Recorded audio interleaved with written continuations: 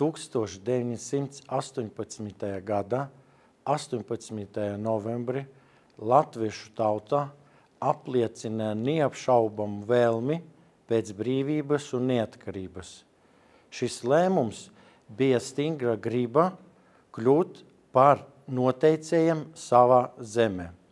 Brīvība un neatkarība ir balsts mūsu mājām, iespēja veidot nākotni un tiesības dzīvot tiesiskā valstī. Latvieši ir kā liesma, kas spēj uzliesmot pat tumšākajā naktī. Sargājot tiesiskumu un taisnīgumu, mēs rūpējamies par valsts drošību. Sirsnīgi sveicu Latvijas Republikas proklamēšanas gada dienā. Dievs svētī Latviju!